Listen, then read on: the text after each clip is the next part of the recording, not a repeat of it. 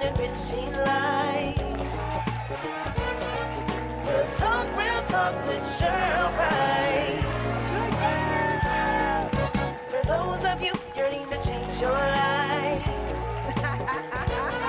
Real talk with Cheryl Price.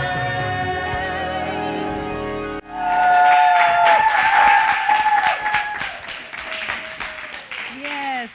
Thank you so much, and welcome to Real Talk with Cheryl Price. That's me. And we have a great subject today, and that is self-sabotage. Yes, that's right. I know when you think of the word sabotage, you're thinking of someone else coming in and messing up something, deterring you from getting to where you're supposed to be going. But many times, we do that to ourselves. That's us sabotaging our own plan. And so today we're going to be exploring that topic, and we're going to be centering in on me, because right now I'm having a little situation where I'm struggling a little bit with weight loss. And so I know that on occasion I am sabotaging myself, perhaps by having something in the house that shouldn't be in there, by going to certain restaurants and places that I shouldn't be going to, and even having people around me who, bring treats and snacks. Do you want some? Do you want some? Yeah, I always want some. So right now, I've got to, get a hold of this thing. And so I have special guests on the show today who are going to help me talk this through. And so I trust that someone will be blessed by it, because I know many of us are struggling with this situation with the weight loss. And we need to be healthy, because we can only do something for God if we're healthy and around. So we've got to take care of ourselves.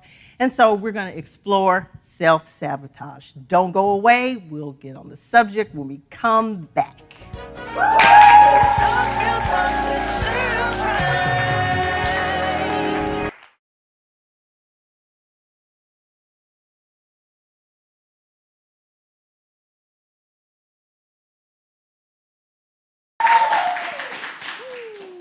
Well, welcome back. We're very excited today about our show. We're going to be talking about self-sabotage.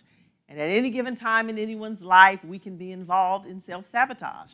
And so today I have a special guest here to talk with me about that, and it's my sister, Angela Evans.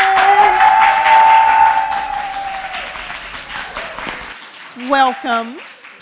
Welcome, sister. I invited Angie not just because she's my sister, but also because she's the creator of Drop 6 with Angie Evans. And her product is about weight loss, how she lost 60 pounds in 6 months and lost 6 dress sizes. Woo, man. And so I have her on here because we often talk about things that we're doing to mess ourselves up. I mean, every single Monday, I start a new program, every Monday, because I say one of these times it's going to stick. Is that true? Absolutely, absolutely. It's all in the mind, it's mind over all of this matter. It's a lot of matter. Yeah, I know. Well, one day it'll take control, and you'll get in the zone, and you'll get to your goal. All right. But never give up. So the big thing is we're going to never give up. And we have to tell ourselves, that has to be our mantra, because it can be very discouraging. You have highs and lows. Sometimes you're up and I can do this, and I'm doing good. I'm eating everything right. I'm fixing my snack for the day. I'm just doing everything that's right. And I mean, one thing in the day can mess you up, and then you're like, okay, yeah, I'm getting pizza tonight. So self-medicating. Okay, the self-medication. So I'm thinking, how does the sabotage part fit in? Because you're on your road, you're doing what you're supposed to be doing, and then all of a sudden you do something. Now, I'm sure part of that sabotage sequence is having stuff in the house you don't have any business, and going places that you don't have any business. If I want to be on my program, should I really be at the burger shop, or should I be at the salad shop? Salad shop, definitely. So you already know you're setting yourself up. Yeah, I have no business at this restaurant, especially your favorite restaurant that has all your good, fun, complex carbohydrate foods and what have you, all the good desserts that you like. It's almost like a crack addict going into the crack house and saying, I can handle this. No, you can't. You should not be in the crack house if you're a crack addict or a recovering crack addict. You need some time. Put some time in between the time that you get free of that and the time that you go back inside, because it's too much of a temptation. You know, you're human. That's funny that you use that phrase crack house because my daughter and I often refer to things. She'll say, Mommy, it's crack. I was like, oh my God, it's that good? She'll say, oh my God. So it's interesting that you say that because that is exactly how we act. Like we are addicted to it. You know, what's the saying? I don't live to eat, I eat to live. Right. Nah, I live to eat. Absolutely. Well, and through this whole process, absolutely. Hey, I know exactly how you feel. Well, through this whole process, I determined that food must have some form of drug in it because it feels like an addiction. And addictions are difficult to shake. I mean, it takes an incredible amount of intestinal fortitude to overcome addictions, and food is no different. I mean, it's just something about food. It's just awesome. I mean, for some people, it's drugs. For some people, it might be sex. For some people, it might be shopping. It just depends on who you're dealing with. But it's like an addiction, and it's miserable. It really is miserable. Okay, well, share with us some of the things that you did to cut back on your self-sabotage while you were going through your process, because it took you 6 months to lose 60 pounds. Now, that seems really, really easy. That's about 10 pounds a month. I could do that. But man, I tell you, 2 days into my week, I'm messing up. So that's already, I've cut myself off of making that 10-pound, marker, by the end of the month. So kind of give us a little bit about what you did to help yourself to not self-sabotage. Well, after going through the process and looking back, it became abundantly clear to me that my mind was the key issue. Once I made up my mind, like we do for so many things in life, people that embark upon a college career, college is no joke. It's not for the faint of heart, and it's very challenging. But someone who's determined, it's like this college degree is very important to me. My future kind of hinges on it. I am going to do this, even though they encounter difficult times, the studying and the passing of the tests and the different courses that they have to take, but they do it. Athletes do this. World-class athletes, they are no joke. I mean, some of them start from very young. Some of your Olympic athletes and your professional athletes. It is an incredible discipline. Well, how do they do that? They make up their mind to do it. And I can't break down and explain all of the aspects of the mind, but I just know. It is the mind. You've got to make up your mind, and that's how you get on the path and you stay there. And it's a constant process of talking to yourself. I think about it all the time. I was like, man, I am in counseling with myself. I go to therapy with myself all the time. Angela, you cannot eat that. It's going to deter you from getting to your goal. Right. They're going to be still making Krispy Kreme donuts and Haagen-Dazs ice cream when you get to your goal, so you can have it later. But right now, we're on the path to getting rid of this weight. And if you keep sabotaging yourself by going into places that you shouldn't be, having ice cream in the freezer. Whenever I walk by the freezer, this loud voice is coming out of the freezer. I'm in here. Why don't you get a spoon and have some of me? Okay, fine. I go to the drawer, get the spoon. I just open up the freezer, see if my husband is coming around the corner. Quickly get me a spoon. Close the freezer. Then, a few seconds later, I go rinse the spoon off again. I was like, let me just get another spoonful of that.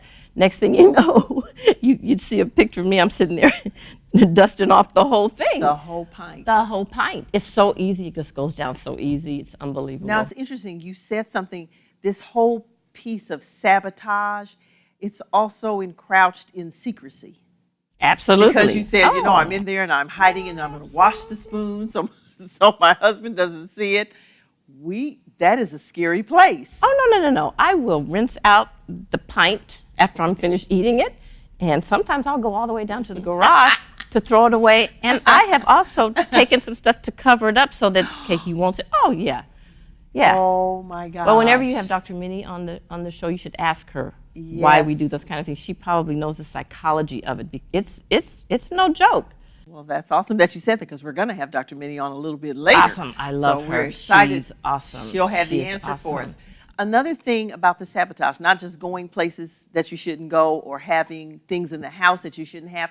What about people? What about the people that you have around you or the people that you're hanging with? You know, like if you have a food junkie that you're always hanging around with, they're always going to lead you down the path Always. the wrong way. And maybe they don't Always. have an issue with weight. Now, their junky food eating is some other issue, but weight is not their issue. Absolutely. Weight's my issue, so why am I hanging out with the junkie? Well, exactly. Well, they haven't made up their minds, and so misery does love company. That is an absolute truism.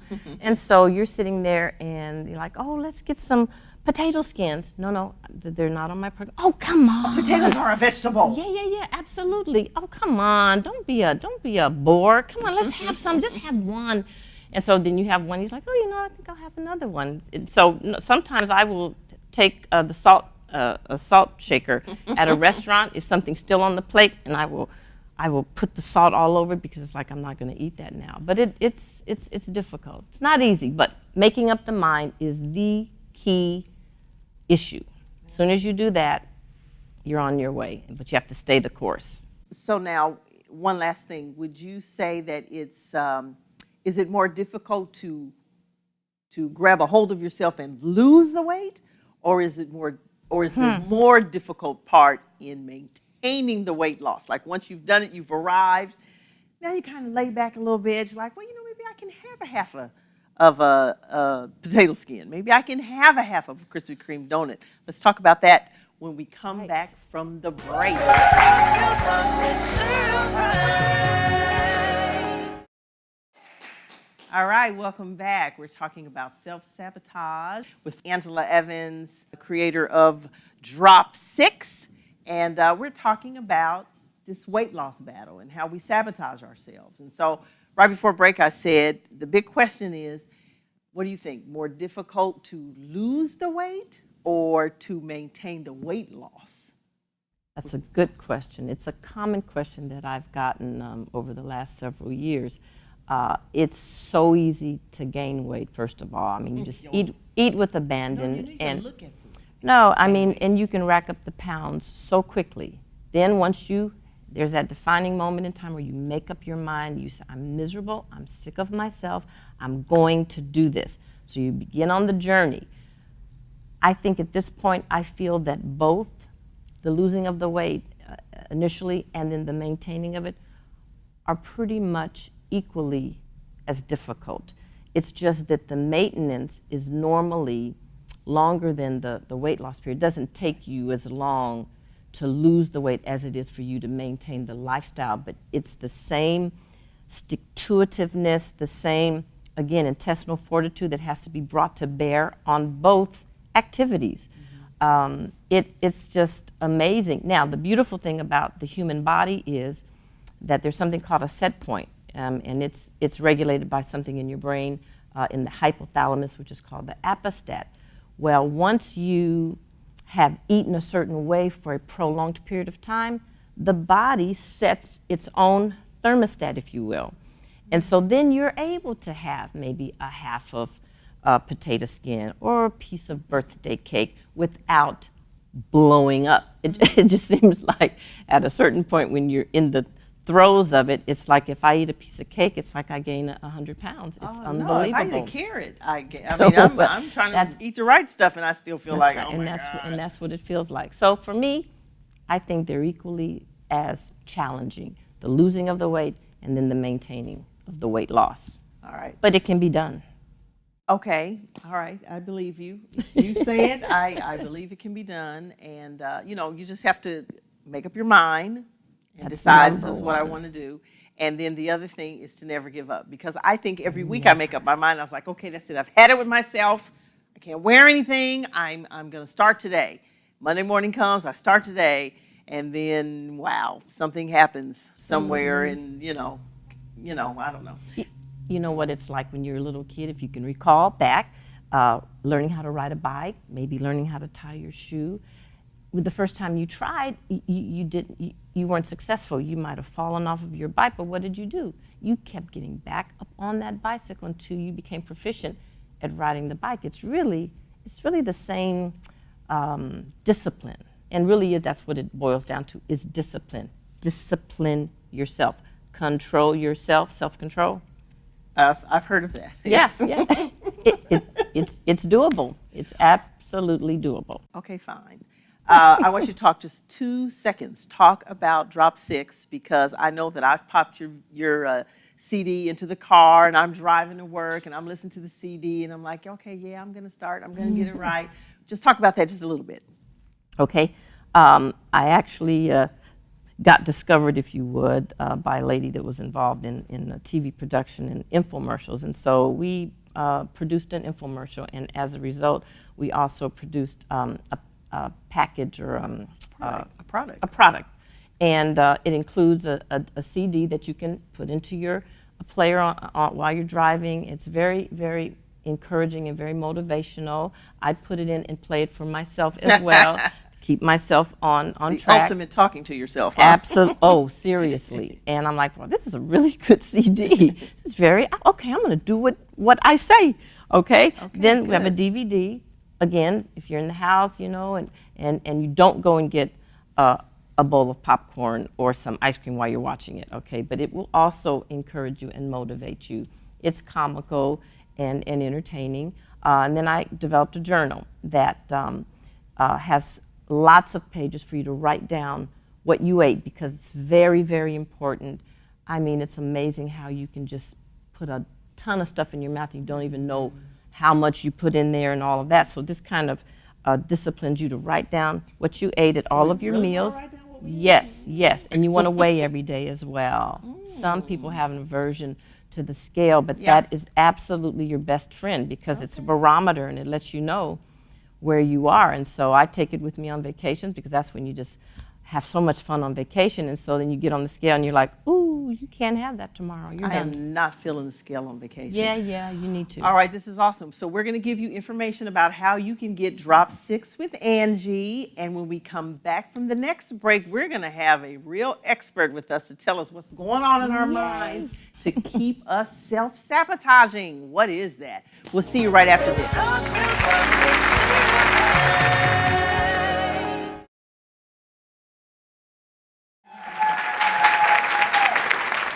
All right, welcome back. We've been having a great conversation, Angela Evans and myself, about this whole weight loss thing and sabotaging yourself and watching out for the people that you hang out with, and you know, watch the foods and things that you have in your house. That's all a part of that sabotaging yourself from reaching your goal.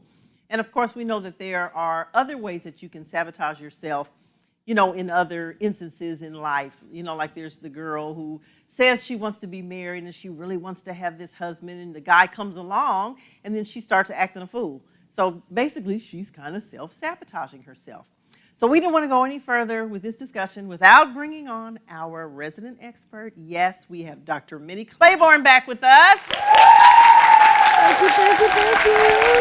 So great to be here. It's always great to have you here. Thank you. And I know that you can shed some light on this topic. The one thing that I really, really love about you is not only do you have the scientific side that you can speak to, but you also have the God ability, the Christian principle side that you also can speak to these, you know, the different topics that we talk about. So that's why I love having you here. And so as you heard Angie and I going back and forth about the whole weight loss thing, because I am, you know, really annoyed with this right now. It's a serious thing that I'm dealing with. And I know that somewhere in there I'm clearly sabotaging myself. You heard me say I start every Monday. Right. A new plan. Yes. So what is it about people that causes them to sabotage themselves? What is that? Well, there are several things, and one thing that Angela said, by the way, it's so great to see you again. You're two of my favorite people. I just love being here. And you did a great job in exploring that topic. And one of the things that Angie said is you have to make up your mind, right? So I was thinking motivation. So she was sick and tired of being sick and tired. Of her weight situation.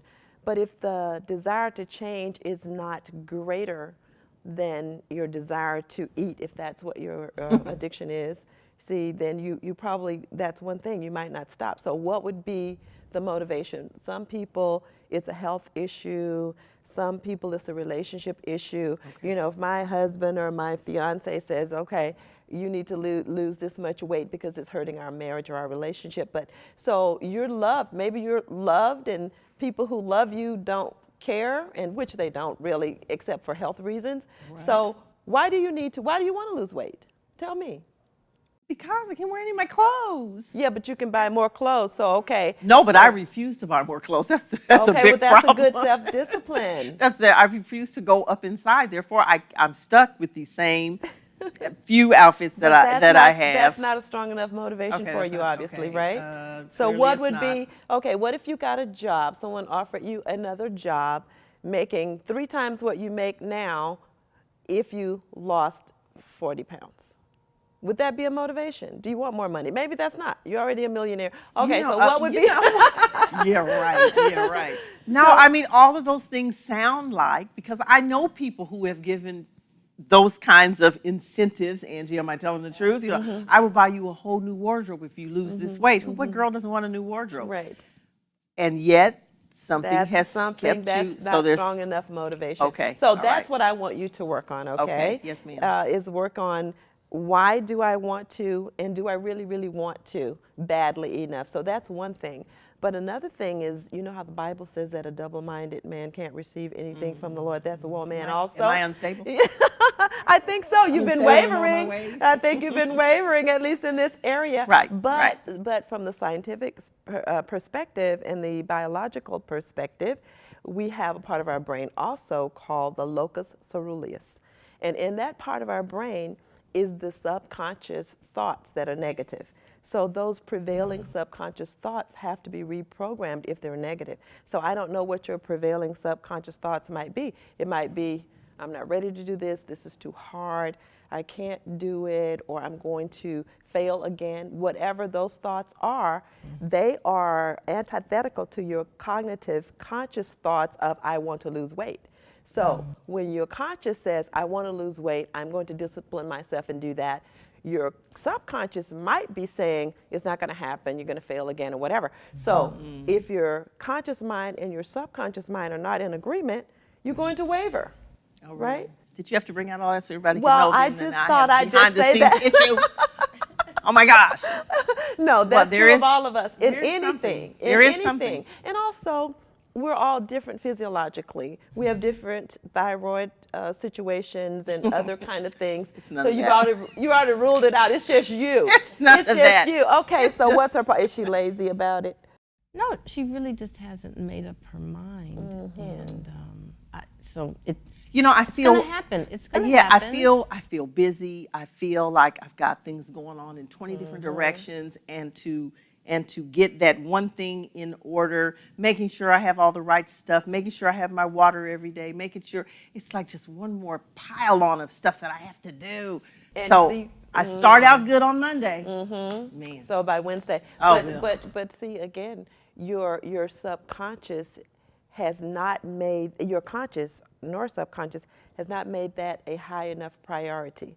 Because if it was something that you actually needed to do, a family member that you needed to be with or whatever, even if it was for a month, you would rearrange your schedule and you would be there. Look at Angie's right? face. Dr. Minnie, you are so right. I'm sitting here thinking, Dr. Minnie, I'm going to tell on her. And this is one of the things I always try to use. I use the parallel of the college. Also, the parent that takes that Olympian to their practices when they're very young, on up into age.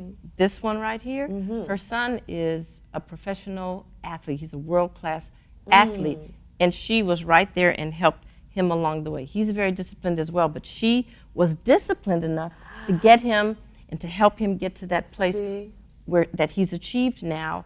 I just tell her to use that same process on herself. And So tell her. her. As a mother, sometimes we don't love ourselves enough like that or think we deserve to spend that much time, or are we being vain or whatever? Sometimes we have to realize if your son is worth it, I bet if we ask him, he'd say, Mom, you're worth it. Absolutely. Oh yeah, both my kids. They Yeah, adore both him. of them. What are you going to So- do about yourself? Right, You know, now right. he is sweet and would never say anything about my weight or anything. My daughter, that's another story. What are you doing with that? I told you. Okay, whatever. Yeah. So that's figure it out. interesting that you would make that sacrifice for someone that you love. But will you make that sacrifice for someone that you love? That's I think we need to begin to focus on the people and help them. And now really. she's doing avoidance. Exactly. Okay, so we're Oh my God. you asked me to come on, I right? love Because you it. knew I could handle you. Yes, yes. Okay. Okay, so no more excuses. Get So her, we're going to doctor. start. Get her. Okay. Yeah. So we're going to start with self-love, right? Okay. And self-talk. Yeah. So that your subconscious, because you mentioned stress and all the things that are overwhelming in your schedules, and that's true of most of us. But when you're stressed, that locus ceruleus just kicks in high gear, and any negative thing that's lodged there becomes highlighted. And so one thing is sabotaging the other, but it does begin with the thoughts that you are putting into your subconscious mind. They did a study of basketball players, right, to see which ones would function better, whether the ones who were practicing physically or who were practicing mentally by seeing themselves achieving the goal. Right. Amazingly, the ones who saw themselves, visualized themselves doing it, had better results on the field. So what's happening? What do you see, and how do you see yourself? You know, I need to follow that program. I need to drop 6 or whatever too. But I see myself skinny the way I used to be. And I will achieve that because that's my image of how I'm supposed to look. So that's another thing too. But like Angie said, it really does start with making up our mind, and then we put a plan into action, and then we do all those other things in order to implement the plan step by step. And you can start over and over and over, because after a while maybe you'll get sick and tired of starting over. There And you that'll go. be the motivation for you, right? And never give up. And never giving up. Yes, yes. All But right. you can do it. Well, thank you, you two. You've been beating me up very well, and hopefully that'll be there to help some other people. Dr. Minnie, right before we get off, I want to ask you if your prayer therapy book that you told us about before, Yes. is that a good one to even help us even with this? Yes, I probably because need to read it I again. can do all things through Christ who strengthens me. Yes, and right. in there, there are things like telling God about your feelings.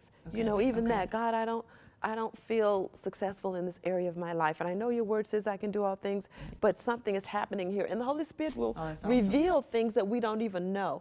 And so that intimate time with God, which I encourage in that book, where you're having a therapy session with the Holy Spirit and with Jesus, because his name is Wonderful Counselor with a capital C. So he's the mighty God and Prince of Peace. And what we don't know, what I can't see, what Angie can't see, what you can't see, the Holy Spirit can reveal it to you. Awesome. And that is a significant key also. See, this is why we bring her on the That's show. right. All right. Well, thank you so much for being with us this week. I hope you got something out of it. I certainly did, since they made the whole show about me anyway. And so we are going to see you next time. Remember, God loves you, and so should you. Real talk with Cheryl Price.